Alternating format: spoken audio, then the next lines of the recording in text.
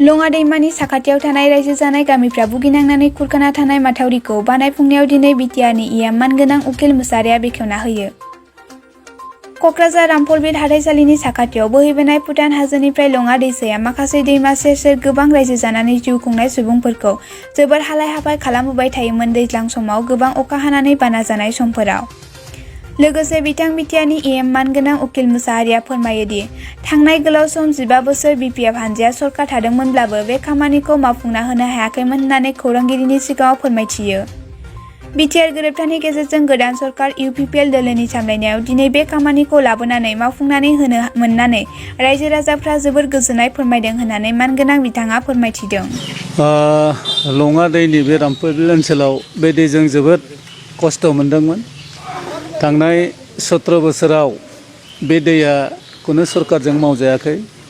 नाथायबा इउपिपिएल सरकार फैनाय लोगो लोगो बिदिनो गोबां जायगा बिटिआर हालामाव जों बेबायदि खामानिखौ मावबाय थागासिनो दं। दिनै रामफलबिलाव आं दा बेखौ मावखांबाय बिथांमोना आरो आं बेखौनो बेखेवदों मोजां जादों। फैसाया खुब खम एसअपिडिनि। दा बिदियैनो बिथांमोनखौ आं धन्यबाद होयो। आरो बेल' नङा सारा बिटिआराव बेफोरबायदि समस्या दङ। दा गिदिर गिदिर स्किमफोरखौ जोङो सेन्ट्रेल आरो स्टेटजों रायज्लायनानै मोजां गोबां थाखा लाबोना जों मावनो सानदों। थिग बेबायदिनो आं बयखौबो खावलायगोन थिकादार कन्ट्रेक्टरफोरखौ नैबे दैबाना जायैनि आगोलनो बेफोरबायदिखौ जाहाथे जों मावनानै थिग खालामनो हायो। आं बेखौ थांनाय साननैसो सिगाङाव जाहारबारि ओनसोलाव मोनसे दैखरनि दैया रानलांनाय मोनसे जाथाय सोमजिदों। बिनि सायाव सारा माबायदि राहा लादों एबा माबायदि? बेखौ जों जाहारबारिल' नङा फ्राय कुसुगाव रुदनारपुर 3 नम्बर फ्राय जादों। बेखौ जों रायज्लायदों। जोङो दैखर दोनायनि बेबस्थाखौ जों खालामदों आरो डिपार्टमेन्टजों रायज्लायदों पिएचसिजों। बिथांमोनाबो जथे इनभेस्टिगेसन नायदिंनानै मा बेबस्था खालामनो हायो इमिडियेटलि जोंनिफ्राय सरकार तरफनिफ्राय बेखौ खामानि मावना होनाय जादों।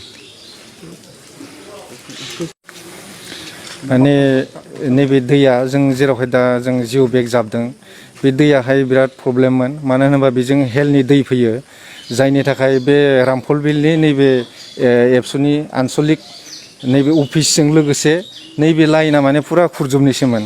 उनावहाय जों नैबे बिटिआर सरकारनिफ्राय जों बेखौ सेंसन लाबोनानै जोङो जेरैबायदि ओरै खुरदोंमोन बेखौ खुरनायखौ जोङो नागारनानै ओरै मोनसे माथावरि बायदि खोनानै आरो जोङो बारा माने फैसा गारनानै जोङो जिउ बेगखौ जाबनाय जाबाय। आरो बेखौ दिनै मानगोनां जोंनि इएम सारा अपेनिं खालामबाय। आरो जों बेखौ जों वार्क अर्डार मोननायनि सिगांनो जोंनि फैसा गारग्रोनानै जोङो मावनाय जादों। आरो दिनै जों वार्क अर्डार मोनबाय। वार्क अर्डार मोननायजों खामानिया कमप्लिट जाबाय। आरो मानो होनोबा जोङो बे लकडाउननि थाखाय वार्क अर्डार होनाय टेन्डार जानाय बे प्रब्लेम जादोंमोन। आरो जिहेतु बे मोनसे बिराद गिदिर जेंना आरो बे जेंनाखौ नायनानै जों जोंनि फैसाखौ गारग्रोनानै जों खामानिखौ मावनाय जादोंमोन। आरो दैज्लां सफैयोमोनब्ला बिराद उसुबिदा जागौमोन।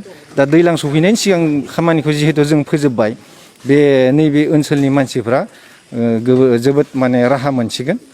ओरैनो थांनाय बेसे गोबाव समनिफ्राय बेबायदि जेंनाजों भुगिबोनांदोंमोन? बे बोसोर बे बिटिसि सरकार जानायनिफ्राय जेबो बेबस्था बाहाय लानाय जायाखैमोन। नाथाय जोंनि बिटिआर सरकारनिफ्राय जों जेंनाफोरखौ नायनानै बिटिआर सरकारा जिहेतु जेरावहाय इम्परटेन्ट दङ प्रटेकसन होनांगौ बेखौ नायनानै सेंसन होनायखाय नैबे जोंनि बिटिआर सरकारनिफ्राय बे सेंसना जानानै फैबाय। बेसेबां बाजेट हमनानै बे खामानिखौ मावफुंदों? बेहाय 37 लाखसनि